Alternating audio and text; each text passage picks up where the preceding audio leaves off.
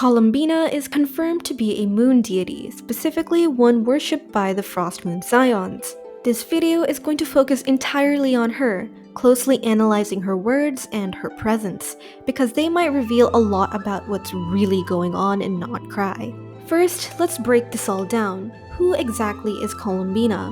A few months ago, during an event, an NPC named Helka from Nod-Krai told us that the Frost Moon Scions worshipped a certain moon deity and built statues in her honor. Now we know who that deity is, the goddess of the Frost Moon. In the Song of the Welkin Moon teaser, we can hear Lauma, a Frost Moon Scion, praying to the Frost Moon. And in the Nod-Krai Concept Overview, we can see those very same statues built by the Frost Moon Scions. And that moon goddess there is without a doubt Columbina. Therefore, Columbina is the goddess of the Frost Moon. But the web event calls the statue an idol of the new moon, and the Frost Moon Scions are also said to be praying for the new moon's protection. That might not just make Columbina the goddess of the Frost Moon, but also the goddess of the new moon, the one prophesized in the Song of the Welkin Moon web event earlier this year. To really understand what's going on, we need to revisit Tevat's ancient history.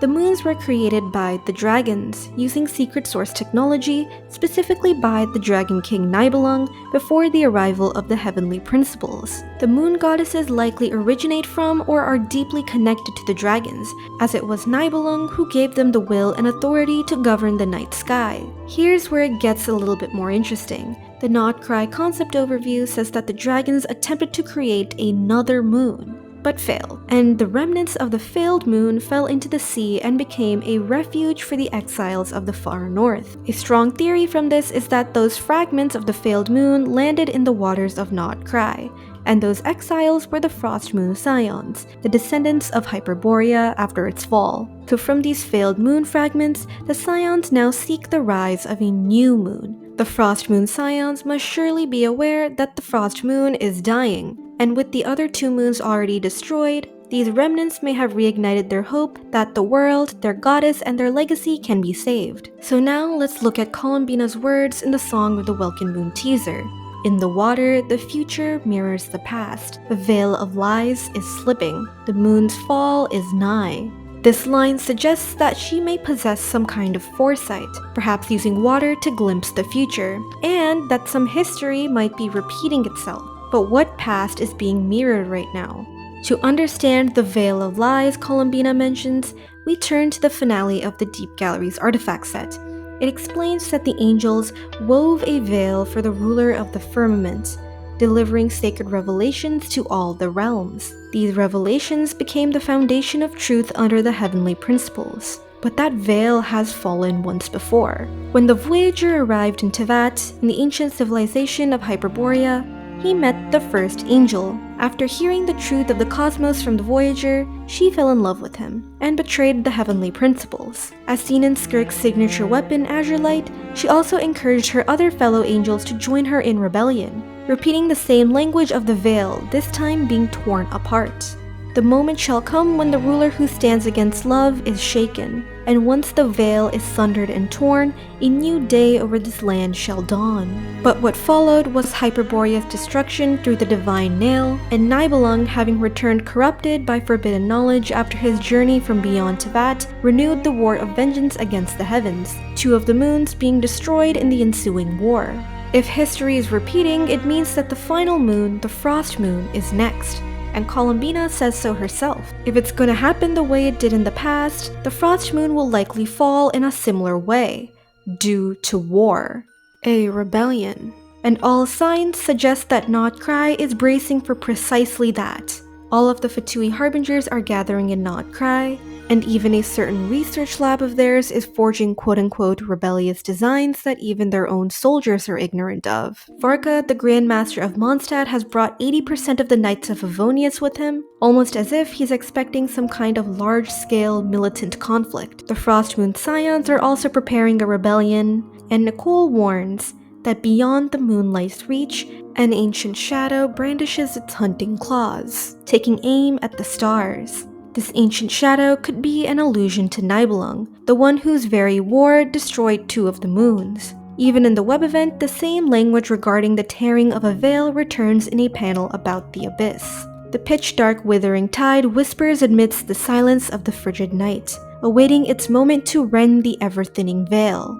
This idea of history repeating itself might also explain the Fatui's plans. The falling of the veil of lies this time won't be done by the words of truth by the Voyager, but instead the lies will fall apart when people see the truth for themselves, through the destruction of the false sky. But how? Perhaps by revisiting one of their creations of the past.